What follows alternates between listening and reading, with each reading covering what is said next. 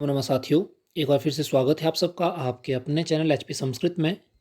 साथियों, जैसा कि आप सभी अपनी स्क्रीन पर देख पा रहे हैं, एक बार फिर से मैं आपके लिए अधिसूचना लेके आया हूं कर्मचारी आयोग के द्वारा, जो कि आज की दिनांक में इन्होंने निकाली है, अर्थात 25 नवंबर को।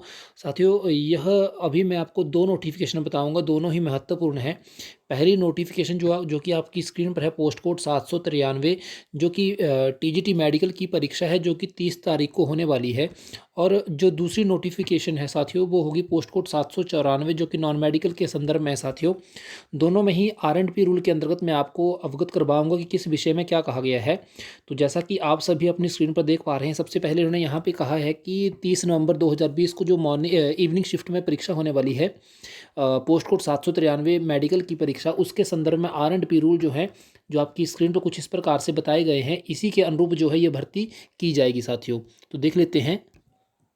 तो सबसे पहले आप अपने स्क्रीन पर देख पा रहे हैं, R&P रूल के अंतर्गत सबसे पहले यहाँ पे कहा है, BSc medical with at least 50% marks and 1 year bachelor in education, अर्थात यदि आपने BSc की है मेडिकल में 50% के अंतर्गत हो और साथ में आपका 1 ईयर की B.Ed हो, तो यह आप इसके लिए एलिजिबल हैं साथियों। ये जो बन रही है 2015 से पहले वालों के लिए सबसे पहले ये बन पा रही है। दूसरी वाली यही है, BSc medical with at least 45% marks and 1 year bachelor in education in according with NCTE। साथ ही जो हिमाचल में जो B.Ed करवाई जाती है NCTE के अंतर्गत ही करवाई जाती है, तो ये सभी के लिए ही मान्य है।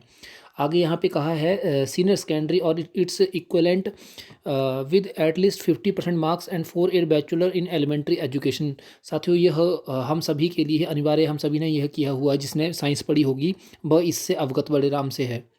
आगे इसके अलावा यहाँ पे इन्होंने कहा है, सीनियर सेकेंडरी और it's equivalent with 50% marks and 4 year BSc medical. साथियों, ये सभी नहीं किया है, जो मेडिकल के लिए जिन्होंने फॉर्म भरा है, यह सभी के लिए यह भी पात्रता पूरी हो रही है।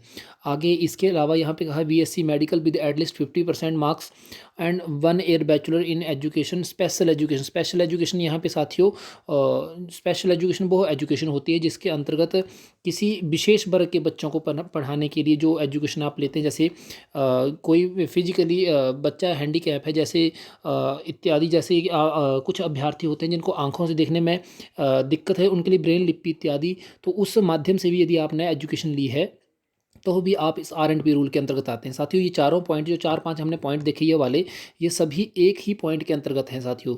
आगे दूसरे नंबर पे इन्होंने यहाँ पे लिखा है, पास इन टीचर एलिजिबिलिटी टेस्ट, अर्थात आपका टैट जो है क्वालिफाई होना चाहिए, जो कि HPSSB हमीरपुर के द्वारा या हिमाचल प्रदेश स्कूल शिक्षा बोर्ड धर्मशाला के द्वारा जो लिया जाता है NCTE के अंतर्गत। साथियों, ये वही है जो B.Ed पास करके अभ्यर्थी टैट पास करता है, वह होना चाहिए। और साथ में यहाँ पे कहा है कि relaxation up to 5% of appearing in teacher eligibility test. साथियों, जैसे कि आपको पता है कि जनरल का अभ्यर्थी जो है 90 अंक पर जाकर के पास माना जाता है, और 82-84 के आसपास जो है अदर कैटेगरी SC ST के इत्यादि को माना जाता है।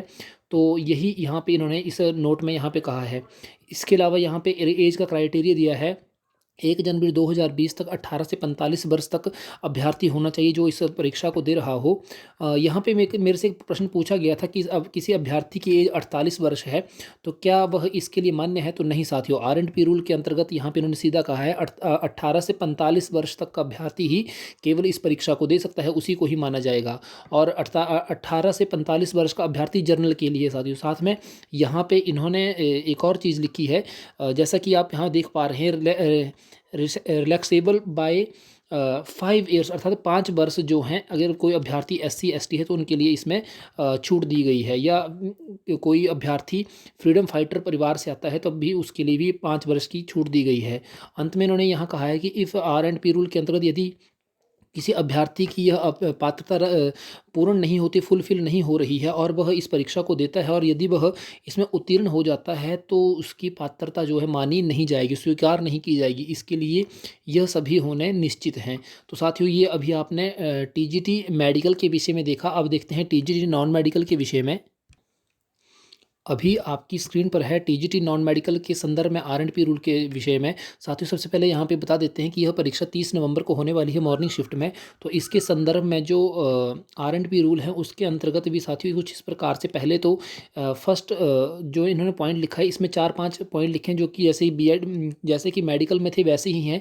जैसे यहाँ पे कहा है बीएससी आपकी नॉन मेडिकल में होनी चाहिए, आपने 1 साल की आपने बीएड की होनी चाहिए। यह जो पहला पॉइंट बन रहा है सन 2015 से पहले का बन रहा है, क्योंकि 2015-16 से पहले जो बीएड होती थी वो 1 साल की होती थी। इसके बाद दूसरे नंबर पे इन्होंने इसी प्रकार से फिर से कहा है कि आप एनसीटीई के अंतर्गत आपने एनसीटीई के अंतर्गत आपने बीएड की है, तो यदि आपके 45% मार्क्स भी हैं बैचलर डिग्री में तब भी आप मान्य होंगे। इसके अलावा इन्होंने यहाँ पे कहा है आपने सीनियर सेकेंडरी की और 4 साल का आपने एलिमेंट्री एजुकेशन में आपने एलिमेंट्री एजुकेशन से संदर्भ में आपने शिक्षा प्रदान पढ़ी है, तब भी आप इस परीक्षा के लिए मान्य हैं। आगे यहाँ पे कहा है सीनियर सेकेंडरी के अंतर्गत कहा है और इस इक्वलेंट विद 50% मार्क्स साथ आपने बीएड की हो तब भी आप इसके लिए मान्य हैं। जैसा कि यहाँ पे पहले ही बोल दिया कि 3 साल की आपकी बीएड हो गई, 3 साल की आपकी बीएससी हो गई, 1 साल की आपकी बीएड हो गई, तो कुल मिला के वो 4 साल खुद ही हो गए प्लस 2 के बाद। आगे यहाँ पे इन्होंने कुछ इसी प्रकार से अगले पॉइंट में भी कहा है स्पेशल एजुकेशन के संदर्भ में, जैसा कि आपने किसी विशेष वर्ग के संदर्भ में आपने बीएड की हो तो भी आप इस परीक्षा के लिए मान्य हैं। और साथ में अंत में यहाँ पे इन्होंने कहा है कि टेट पास चाहिए एचपीएसएसबी बोर्ड के द्वारा या हिमाचल प्रदेश बोर्ड के द्वारा जिन्होंने टेट पास किया होगा, तो यह बहुत ज़रूरी है साथियों। टेट पास होगा तभी आप इस परीक्षा के लिए मान्य माने जाएंगे। और साथ में यहाँ पे इन्होंने कहा है कि 5% रिलैक्सेशन, जैसा कि आपको पता ही मैंने अभी बताया कि जनरल का अभ्यर्थी 90 अंक पर उत्तीर्ण माना जाता है और SC ST OBC physical handicap जो हैं 82 से 84 के आरंभ में माने जाते हैं साथियों।